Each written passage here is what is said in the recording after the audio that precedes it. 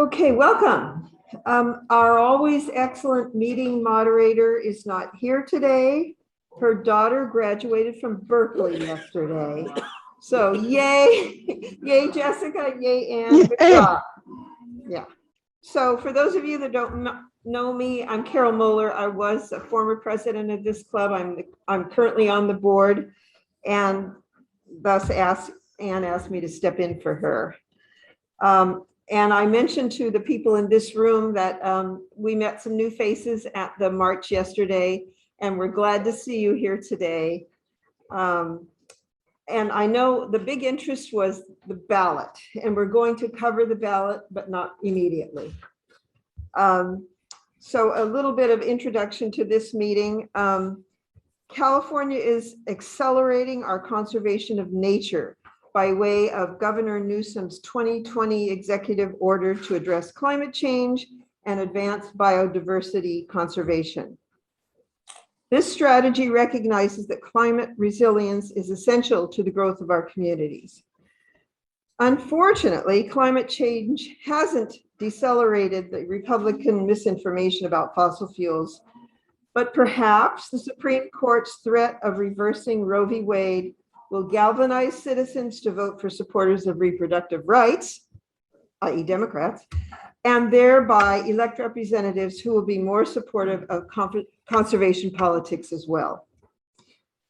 We are saddened, of course, that Democrats have been unable so far to codify women's right to choose in our legislation and ultimately in our Constitution. So in today's meeting, we'll hear from Dr. Jennifer Norris. She's the Deputy Secretary for Biodiversity and Habitat at the California Natural Resources Agency and the leader of California's 3030 initiative, which she will explain to you. But it's the deadline for that is 2030, and we only have 8 years to get there. We're also going to hear from author Kevin O'Leary, not to be confused with Kevin C. O'Leary, who is an actor. But he will address the Republican seemingly unfathomable blind loyalty to a leader of an attempted coup. We will hear some amazing historical background regarding those on the right. First, though, per our protocol, I'm asking if there are any candidates or elected officials in this meeting who would like to take a very short amount of time to introduce themselves. That would be either in the room here or on Zoom. Do we have any candidates or elected officials here? Just raise your hand if, okay. We do have some announcements here. Connie Sullivan has some good news for us. Would you like to make an announcement regarding your fundraiser? She has so much good news. I'm going to take my mask off while I'm talking. I thought we agreed that speakers could just. Yeah. Hello, everyone. I'm Connie Sullivan, former president of the Palos Verdes Democrats. The good news is we'll be holding a fundraiser for Paul Seo, who is running for Rancho Palos Verdes City Council. The fundraiser will be June 11th, but the really, really good news about that is that our special guest speaker that day will be Adam Schiff. Oh. Yeah, I know. So I can't ever remember him coming down to the South Bay and talking to us ever. So yeah, it'll be an unusual sighting of Adam Schiff in the South Bay. So that's the excitement. We'll be sending out a flyer about the event. It's going to be at my house. It's going to be on June 11th. That's a Saturday. It's going to be from 12 to 2.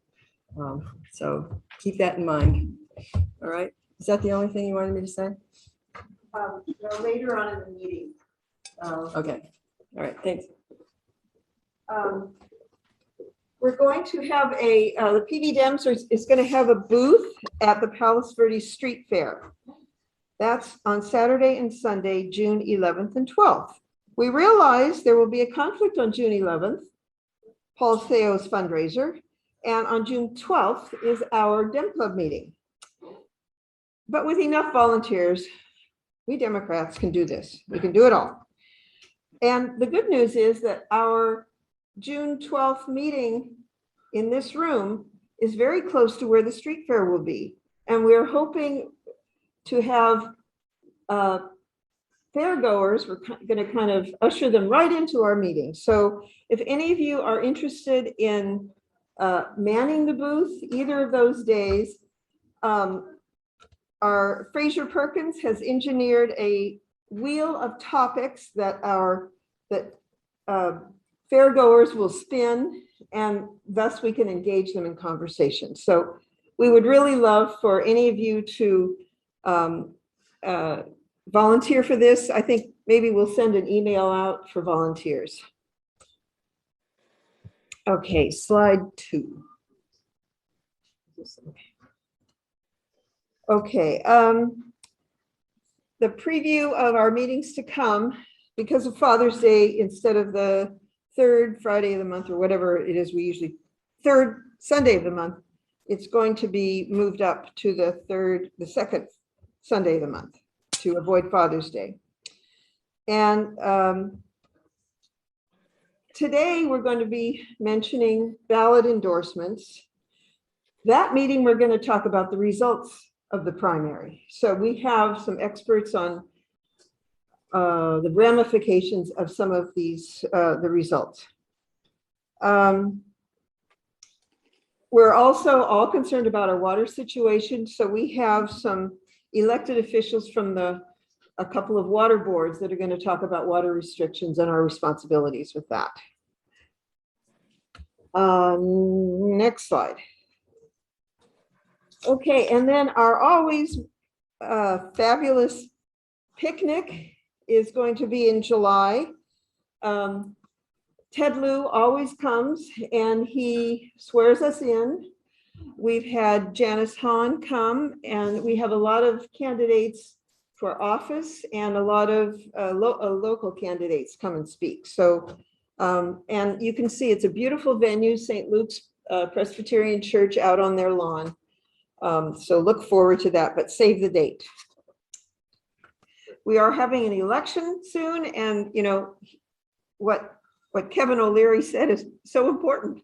We need to vote. We need to get our side heard. Speaking of voting, slide 5. This is a business meeting. Actually, we don't have, usually we have speakers and we talk about activism, and we will be speaking about that just a little bit later. But once a year we have an election, and that's our board members. And I think Reggie is going to put our slide 6 on, which is our board of directors. All members were mailed out the slate. We have had a nominating committee consisting of Carol Schwartz, Meron Moshfeghi, and Connie Sullivan, who worked very hard to procure this slate, or persuade this slate of nominees to run for office. Members were given a chance to nominate other people if they felt there should be other people nominated, and we did not hear from anyone regarding that. However, we still have an election, and what we are asking is for members, and in this room, those are people with pink cards, members to raise their cards if they agree with the slate of electors, with this slate.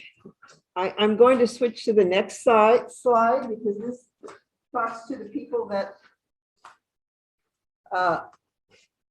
are on Zoom, how we count. So if everyone in the room that has a pink card could raise them.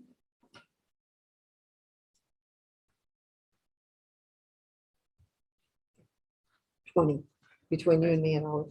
Okay. Yeah, Zoom voters, if your video is off, raise your hand virtually. If your video is on, you can also just raise your hand. If anybody feels uncomfortable publicly voting, you can email me at rpvdem@gmail.com. So I don't know if we can put up or if Reggie can count the votes on our Zoom meeting.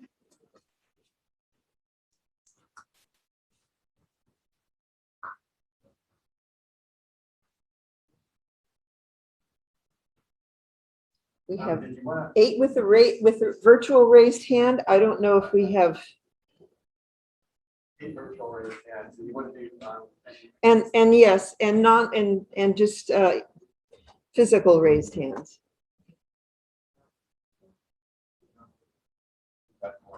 We have 13. So, yeah. Okay. 13. 13. So that would be 33. So if there's anyone who is not in favor of the slate of electors, please put a thumbs down, or you can email me privately or in this room. Let me know. But it's a simple majority, and right now we have we have at least 33 people who voted in favor of the slate of electors, and we'll continue to count until this meeting is over. So there was nobody whose hand was raised against the slate that I could see. We'll continue to work on that. We'll give the results, the final results. I know I met some of you at the march yesterday, and the only thing I really had time to talk about was the ballot, but we're going to talk about the ballot today. And I don't know if you can put up slide 7. We have endorsements by the Democratic Party, and we have put a link on our website to endorsements by the Democratic Party. But there are some races where there is no endorsement. And I just wanted Connie Sullivan to come up and speak a little bit about the races where there were no endorsements, just so you understand a little bit about why there's no endorsements. And maybe as a club, we cannot officially endorse anyone that is not endorsed by the Democratic Party, but we can let you know a little bit about the process. Is that fair to say? I guess. Hi, Connie Sullivan. The reason she invited me up here to do this is because I'm one of your elected members to the LA County Democratic Party Central Committee. And it's the Central Committee that does the endorsing for the party for the LA County races, not the statewide races. That's the California Democratic Party. In the statewide races, that's pretty simple. They're all Democrats, incumbents right now, and the party endorsed all of the incumbents. I do want to tell you, though, that they're on the statewide level, they also endorsed, in the controller's race, they endorsed a woman named Malia Cohen. That Betty Yee is terming out, and there are a number of people running, and Malia Cohen was the endorsed candidate in the controller's race. If you want to remember that, that will be on your ballot. And then there's some other endorsements for Board of Equalization and so forth. But in the local races, the LA County Democratic Party could not manage to endorse in the sheriff's race. That's the big one. I'm supposed to say why? I'm not really sure why. There are a number of candidates in that race. There was an endorsing committee. I was on that, and we interviewed all the candidates. We came out with a recommendation for Cecil Rambo. And when it was brought before the entire party, there's just so much consternation about this race, because last time they did endorse Villanueva and he turned out to be so bad. Everybody doesn't want to make the same mistake twice, and they just couldn't make a decision. That's my take on what happened. So there's no endorsed candidate there. I would say the two leaders amongst the challengers are probably Robert Luna and Cecil Rambo. My huge fear is that because there are so many challengers, that Villanueva could win it in the primary. If he gets 50% plus one, because this is a nonpartisan race, he could win outright. So the best thing that could happen is that he doesn't get 50% and the top two, whoever they are, go on to November. Then we'll be able to coalesce around the challenger and we'll all have a better sheriff, I hope. Who else? Whether the races were there that we have. So in the judge which? Seat 60. Seat 60, I have no idea. I have to admit, I'm not up on the judges' races. I'm sorry. They endorsed the Torrance races, but the RPV race isn't this time. RPV is going to be in November. Torrance is now, but this isn't. We're in Palisades. I would like to want quickly. We've got. First of all, I'm really glad that we're back in a room together, right? And secondly, we've got some new people, I think, who've never been to one of our meetings before. I mean, I don't want to embarrass you, but if you want to say a few words, 7. We have 7 new people. Yeah, that's awesome. If you want to say why you came, I don't want to embarrass you, but you look like you want to say something. Yeah. And I've been watching you on Zoom for a while. My name is Lorraine Mortisich Beckman, and I'm a lifelong Democrat. And I'm pro-choice, and I've decided that now is the time to really represent and to stand up. And so I'm a local realtor. I'm the 8th County president for the PTA at Ridgecrest Intermediate School. Oh. So I'm in the community, but I thought it was a really important time to unify. So we do want to have a meeting about the schools, by the way, because we're watching, we're seeing what's going on there. Me Yeah. too. I'd love to talk about yeah. it. Yes.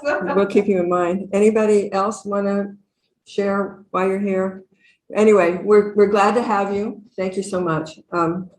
So what were the other races that you judges? Yeah, I don't know. The LA County Democratic Party has a number of they endorsed candidates in all, I guess, but one race. I don't know why that was. I think there was a judge candidate on Zoom. Reggie, did you let somebody in that was a candidate for judge? She's gone now, but Melissa Hammond. So Melissa Hammond was not endorsed. There was another person who was endorsed.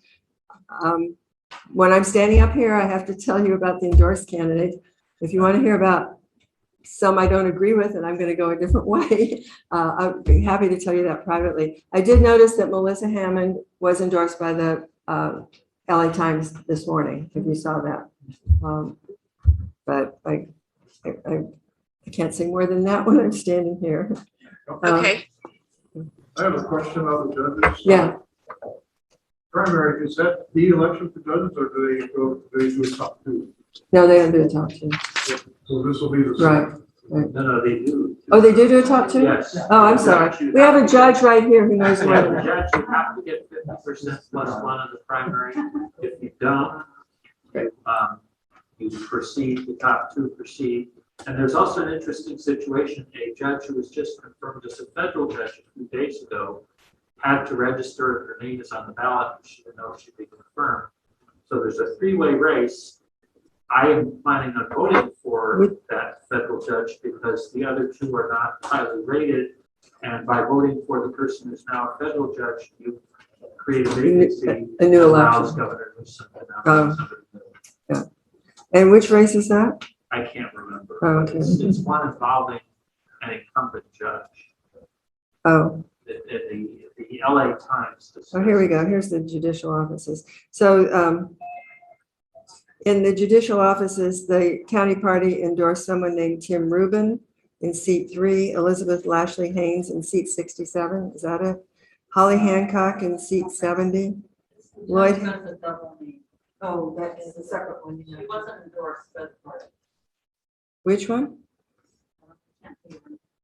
Oh, that's right. You would know too. But they're useful resources you can look at as well as the party endorsements. So these may not be the same necessarily, but I use them.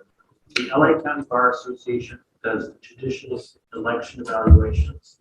You can Google judicial election evaluations, LACBA 2022, and they will give you a rating that will either be exceptionally well qualified, qualified, or non-qualified for each candidate for each judicial office.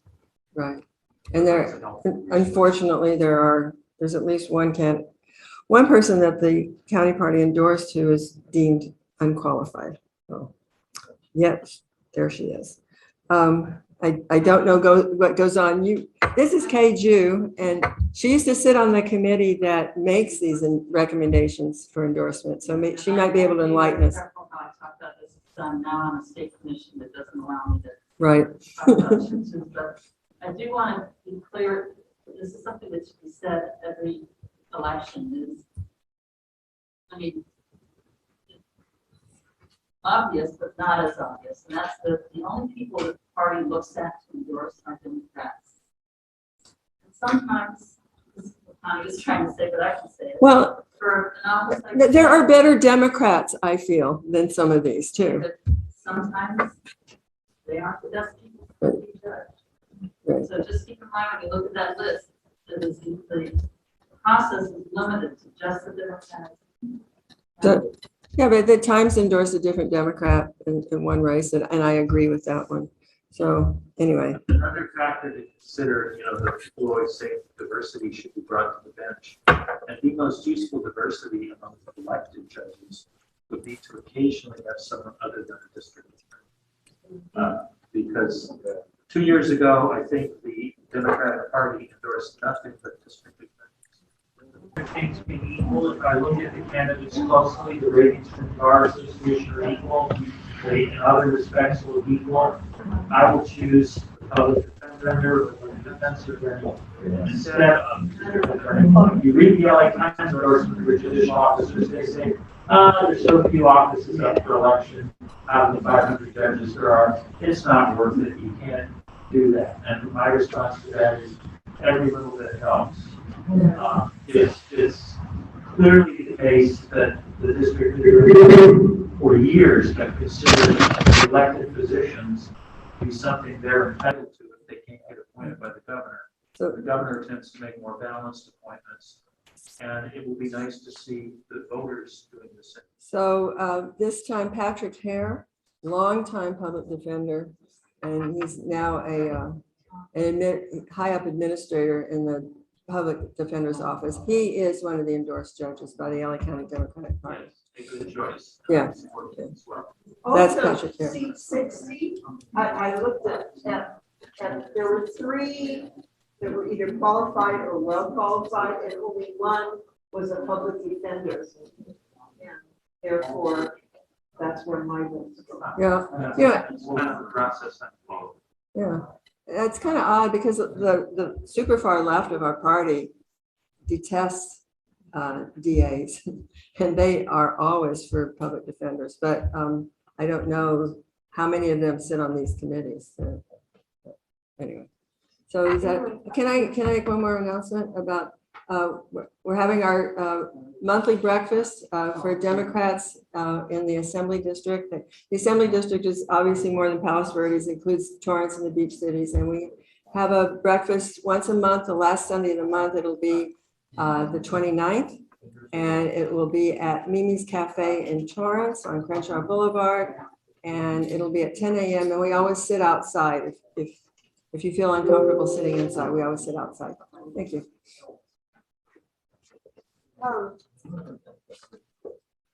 Also, we have posted the link that Reggie has up here now of recommendations on our website. If you go to pvpdemocrats.org, on our homepage, it says something about on the right-hand side, it says endorsements.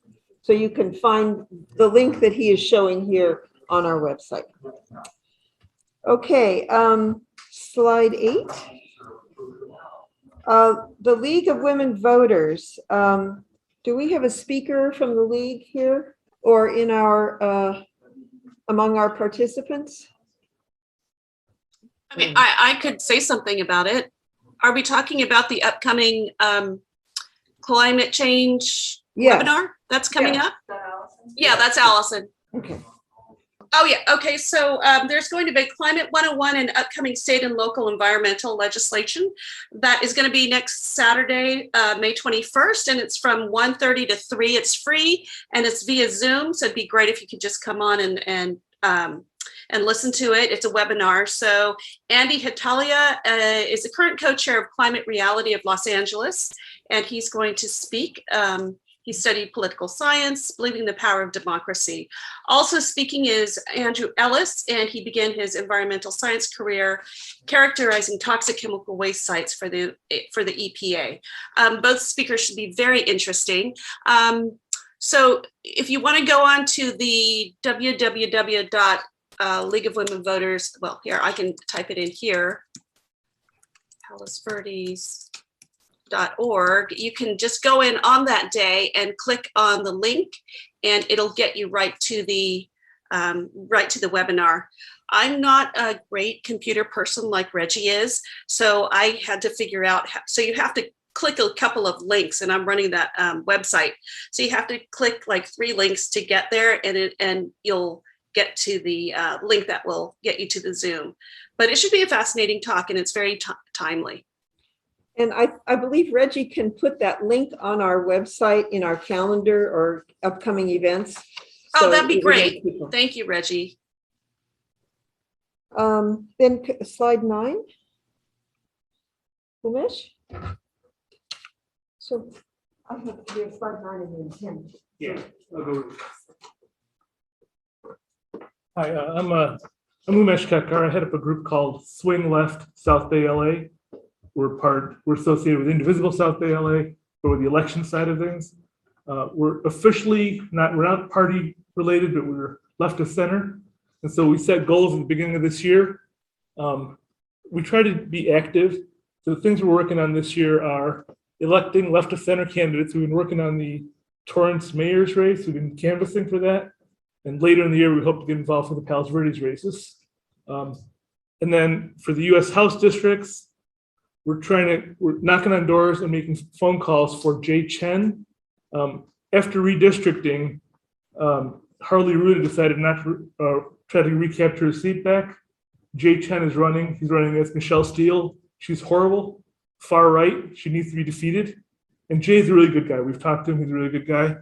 And then the state of Arizona, you can't overemphasize how big it is. Mark Kelly's up for re-election. The governor, secretary of state, and the attorney general are all up. We have 4 House seats that are up, and then both houses of the legislature are currently controlled by Republicans. So you can see the margins, 31-29 and 16-14. So if we flip a couple of seats in each house, we could have a huge win in Arizona. So those are the things we're focusing on. So specifically, go to the next slide. So there are some members of our club that are hosting a Tuesday afternoon. Phone bank for JJ. Yeah, go ahead to the next slide. I'll show you.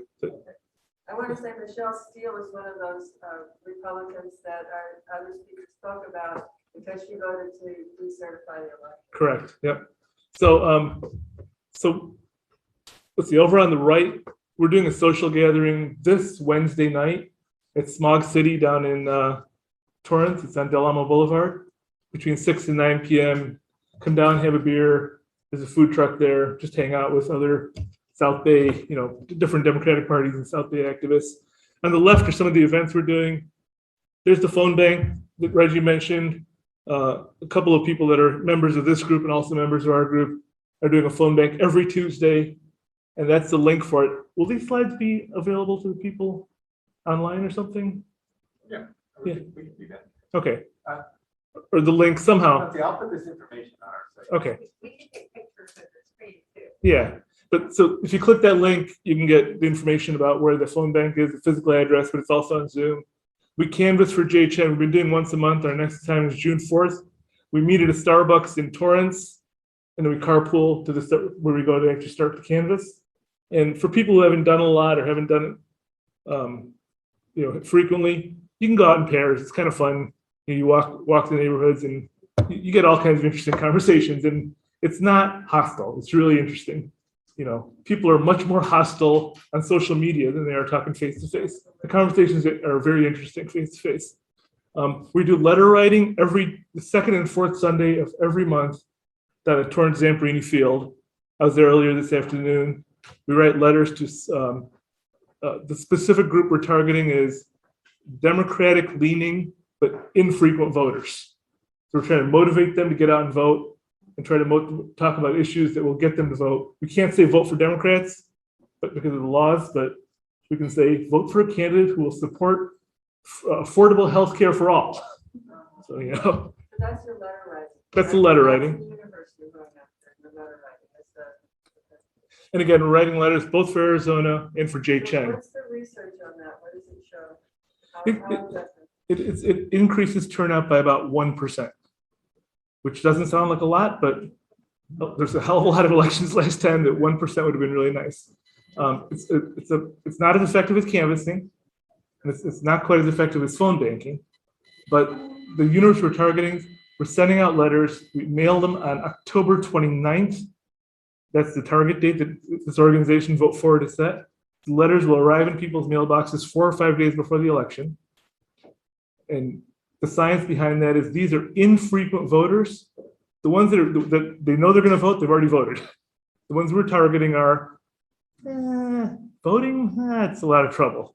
But if you get a handwritten letter with some key points on it, you know, we want to elect people who are going to create good American jobs, fight working for clean energy that's going to help save our environment. Those kind of things. Hopefully it'll encourage them to vote for Democrats. And again, it's not a huge swinger, but 1% can make a difference. And then the last one is canvassing for Cliff Newmark. The next 2 Saturdays in a row, we're going out, May 21, May 28. Yeah, I'll get the info to Reggie later about how to. I'll put these on. Yeah. Yeah, I've got some handouts here too. So I'll leave them in the back and you can grab one, or you know what, I'll pass them out and grab one if you feel like if you want to grab it. That's it. Thank you. Sure. For those of you who are new, we always do try to have some activist portion of our meeting so that, you know, if you're fired up about the meeting, then you can go home and do something about it. So anyway, that concludes this meeting. Thank you all for coming. Thank you, Zoomers, for being on. Our meeting is now adjourned.